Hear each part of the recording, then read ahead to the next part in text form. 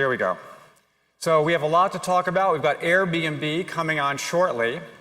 But before we do, I want to do a quick audience poll. How many of you would like to learn how to make hats by hand at a hat-making workshop in the center of Paris? Okay, all right, fair amount. How many of you would like to do Tokyo cat tour for cat lover? I'm kind of a dog person myself, but the title has me intrigued. Okay, and how many of you would like to join a jellyfish flash mob? How many of you know what a jellyfish flash mob is? Okay, I'm not sure I believe you. But what's interesting, if you look at the bottom, it's sold out. It's pretty interesting. So, Airbnb, since their step into the world of, our world, tours and activities, experiences, they've generated a lot of questions for us about who we are. What is our industry? What is a tour? What is an activity? What is an experience? A lot of it centers around this slogan or this phrase that probably all of you have heard more often than you would like. Right? Live like a local, right? Travel like a local. I think this is extended beyond Airbnb, but they're certainly the poster child for this idea, right? This new type of travel beyond the kind of classic, touristic stuff. Now, I know many in our industry, probably many of you in our room, think that this is frankly just a lot of marketing BS. And there's probably a little bit of truth to that. But at the same time, I always think about the founding story of that company, which if you don't know it, you should take the time to read it up because there's all sorts of stuff online about it. 3 guys in a room without a lick of travel industry experience 10 years ago have gone on to build the second most valuable online travel company within 10 years. Realize it's a private market valuation still, but that's quite significant. And I will tell you, for me personally, the idea of traveling like a local, that it is emotionally compelling for me. I mean, I've been fortunate enough to travel quite a bit. I've been to Paris plenty of times. I don't need to see the Eiffel Tower again. But if I have a friend who takes me to some special cheese market in some place that I would never find on my own, I have a very special experience. That's very impactful for me. So these are some of the big questions that we are asking ourselves and of our customers. What do they want? Which Paris do they want to see? So we have undertaken a really big study over the past several months. I'm going to be sharing more of those insights with all of you tomorrow morning, but I want to dig into this idea of touring and experiences and travel like a local versus travel like a pro, and what we've learned from our research to kick off this conversation with Airbnb and then with the panelists who will join us. So first, we just wanted to understand what's really important to travelers. Like what do they value when they are taking a trip and thinking about the sightseeing experience? So we asked them to rate a whole bunch of attributes, right? So seeing the famous sights, having a cultural experience, going off the beaten track, and connecting with locals. So we asked them to rate all of these attributes, and here are the results. What a friggin' letdown. I mean, what does this mean? Seriously. Like, I was hoping I was going to be up here and be like, got an answer, we're going to figure this out, but they kind of all want to do a little bit of all of it. And we looked at like overlap and so forth, and there's tons of overlap.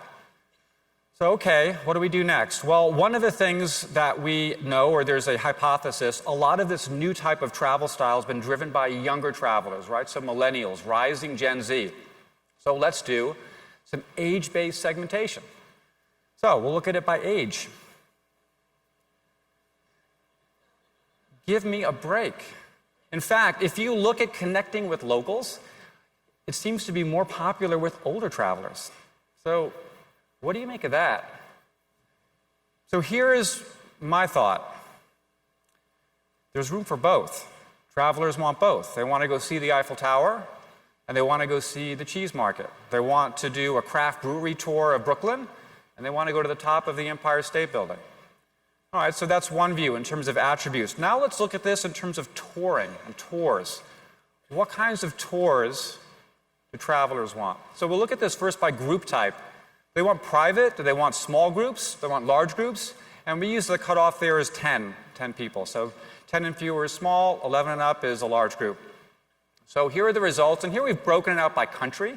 I'm not going to go through all the detail, but you can just get a sense of some of the differences. But what we see here, small groups, it would be a little bit more popular, and that kind of makes sense. They're a little bit less expensive than private tours. They're a little bit more, it's like a smaller group, a little bit more intimate than having a large group tour. So large groups are a little bit kind of less popular. However, we do see they're more popular with more price-sensitive travelers, and here's something interesting, with younger travelers, who, by the way, happen to be more price-sensitive. So it seems like small groups are a bit more valued, but small and private. Now, we also asked about touring with a local or touring with a professional tour guide. Here are the results. So it seems like travelers generally want to tour with a professional guide a little bit more, but the differences aren't really dramatic. And I will tell you also, I haven't included it here, but a number of respondents said they weren't sure, which also raises a question: do travelers really know the difference? If they have a great experience, do they care if it's a local or a pro? Well, this is a question we'll discuss with our panel, but it's an important question. But it looks like, again, the answer is, seems like there's room for both. A lot of travelers want that local experience. A lot of travelers want that professional experience. So this is a good news, I think, for classic touring brands, but also for new types of companies and new types of products as well. One last way I want to look at this is tour style. So the type of tour that you want to take, a kind of thematic tour, a culinary tour, or do you want to do the classic sightseeing, seeing the famous sites? So I know there's a lot here, but this is what's most popular with travelers, and this is across all 4 markets. Seeing the famous sites, clearly way up on top. And it jumps even higher for those travelers that are taking long-haul trips, so US travelers to Europe or to Asia, or if you're going to a destination for the first time. So that first-time trip to Paris, yeah, you want to see all the classic sites. Going to the 3rd or the 4th time, maybe I'd like to go to that cheese market. Other things that are really popular, right? That guided site tour of a particular attraction. Now, we also looked at this by age. And here we're going to look at a breakout for what stands out for travelers under 35. And there's a few categories here where the incidence, that is the percentage of travelers under 35 who do this, doubles.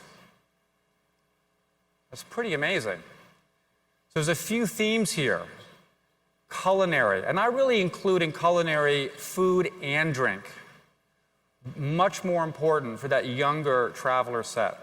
Also a thematic tour, and this is a broad category. In the actual study, we broke this out and went very much into detail. But basically, you know, anything that would be specific around a theme, a photography tour, an art tour, a ghost tour, or maybe like a Hollywood tour of celebrity sites, or something that has a particular theme as opposed to a kind of classic, you know, seeing the sights of a particular destination.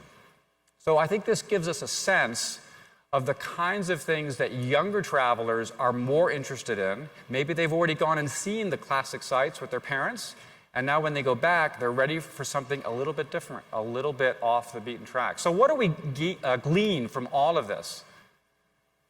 So I think since Airbnb has stepped into this market, and also in the accommodation, the hotel side as well, hotels and the lodging industry have had this same debate.